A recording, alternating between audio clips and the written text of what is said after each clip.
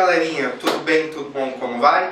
Chegamos então no nosso quarto módulo, espero que estejam gostando do curso, espero que esteja sendo proveitoso. Nós já fizemos um passeio sobre o pensamento, sobre o conhecimento humano, nós já falamos sobre o pensamento jurídico na história da humanidade, nós já falamos de positivismo, justpositivismo, falamos de naturalismo, falamos de algumas correntes de hoje do justnaturalismo e chegamos num ponto que aí eu vou ter que ser sincero para vocês. É decorar. Então eu vou fazer esse módulo um pouquinho mais curto e vocês vão para a apostila para ver quais são os tipos de interpretação, quais são as formas que essa interpretação se apresenta. Eu vou tocar nos pontos mais relevantes, nos conceitos que são importantes você levar para a prova. Mas essa questão dos tipos de interpretação, quais são as interpretações, ela vai aparecer na tela durante a minha fala, mas também remeto vocês para a apostila.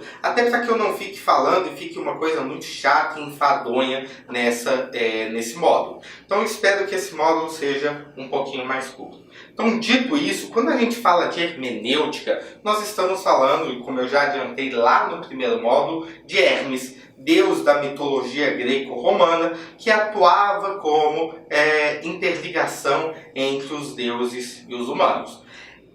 Na Grécia ele era chamado de Hermes, em Roma ele era chamado de Mercúrio. E aí Hermes deu origem à palavra hermenêutica, que nada mais é do que o estudo da interpretação. Interpretar, por outro lado, é fixar o significado de alguma coisa, de uma norma, de um texto. No nosso caso, fixar o sentido da norma. Como nós sabemos e como eu já falei no módulo anterior, a norma ela possui múltiplos significados, ela é plurissignificativa. É aquela moldura que Kelsen propôs, que comporta essa quantidade de significados e o intérprete precisa fixar qual é o melhor significado. Então, na tarefa interpretativa, que só surge com o positivismo, percebam que, para o naturalismo, se a norma não é relevante, eu não preciso interpretar. Basta então que eu veja qual é a vontade do direito natural e aplicar, mas eu não vou interpretar a norma. E aí aproveito para fazer um parêntese. Vocês já devem ter ouvido falar de um brocardo romano que diz in claris cessa interpretatio, ou em português, na clareza não se interpreta. Esse brocardo romano realmente existiu? Existiu, mas ele se aplicava a uma situação específica. E que situação é essa? Declarações de última vontade, ou em outras palavras, testamento. O de cujos, ao falecer, deixam uma vontade para ser satisfeita depois do evento morte. E aí, essa última vontade, no entendimento dos romanos, se está clara, não precisa de interpretação. Justamente para tentar buscar efetivamente a vontade do falecido. Percebam que esse brocardo nada diz sobre a interpretação de normas em geral, mas somente das disposições de última vontade. Quando a gente vem, então, para a interpretação das normas, a gente tem dois conceitos que são relevantes. Conceitos esses que são trazidos por Bobbio. Eu vou mencionar mais detidamente quando nós estivermos falando de Bobbio no último módulo, mas nós já temos que trazer aqui, que são, basicamente, lacuna do ordenamento jurídico, lacuna da lei. Percebam que quando não existe uma resposta no ordenamento jurídico ou na lei, o juiz ele não pode deixar de dar uma decisão. O processo chega até ele e ele precisa efetivamente decidir o caso concreto, aplicar o direito ao caso. Ele não pode se esquivar de cumprir, de satisfazer a jurisdição, simplesmente porque ele entende que nenhuma norma que exista sirva para aquele caso. E aí surge aquela hipótese de integração de norma, que eu volto a falar daqui a pouco.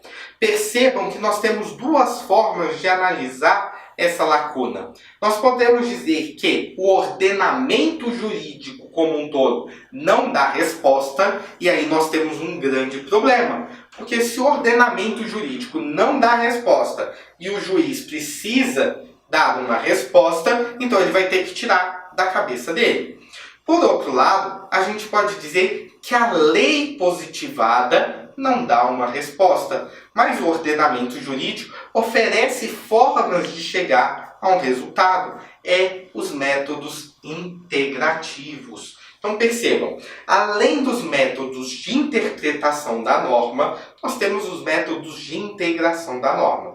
E esses métodos de integração, eles vão servir para dizer o ordenamento jurídico não tem lacuna. Porque se o ordenamento jurídico tivesse lacuna, nós teríamos um grande problema nas mãos. Então o máximo que pode acontecer é que a norma positivada não responde satisfatoriamente àquela questão, mas o ordenamento jurídico sim responde. E aí a gente vai buscar, por meio dos métodos integrativos, essa resposta. Esses conceitos, então, de lacuna do ordenamento e lacuna da lei, eles surgem para nos ajudar a compreender como se faz a interpretação da norma e do ordenamento jurídico. Percebam que, se nós considerarmos o ordenamento jurídico como aberto ao ponto de ser possível ter, sim, lacunas no ordenamento jurídico, então nós temos que buscar fora as soluções e nós temos que ir para o direito natural. Por outro lado, se a gente estabelece a ficção jurídica de que o ordenamento jurídico não tem lacunas, então a gente não precisa sair do ordenamento jurídico para responder uma questão. A gente precisa apenas fazer uso dos métodos, dos instrumentos que o próprio ordenamento jurídico estabelece para esse fim. E que métodos são esses? São aqueles que vocês já conhecem: princípios gerais de direito, analogia, equidade.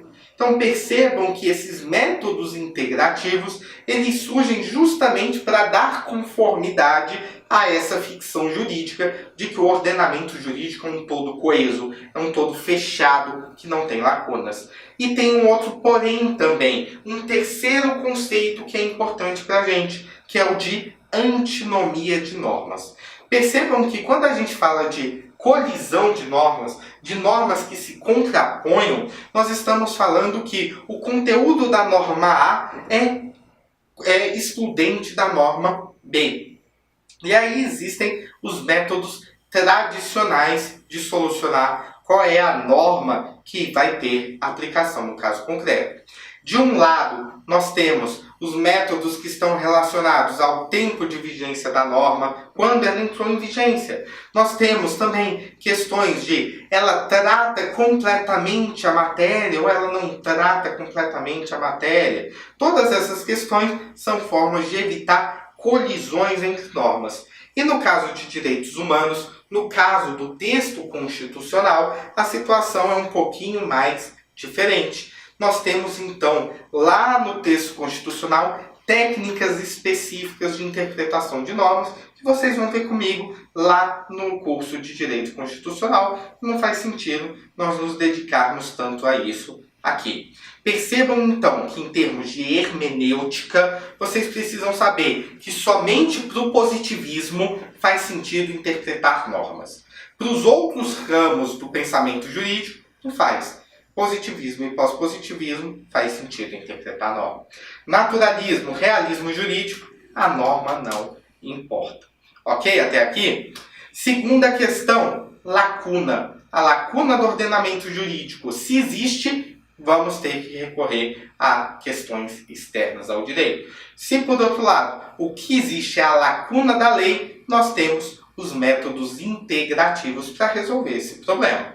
E no caso de colisão entre normas, a resolução é ainda mais simples. São aqueles métodos que nós temos de lex specialis derroga lex generalis, lex posteriori derroga lex anterior e por aí vai.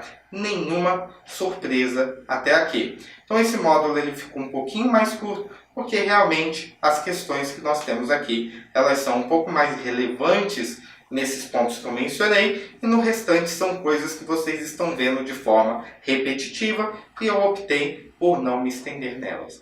Então, Muito obrigado por assistirem mais esse módulo. No próximo, vamos falar de Direito e Justiça e eu vou trazer para vocês a obra de Kelsen, que se dedica justamente a tratar do problema da justiça. Muito obrigado.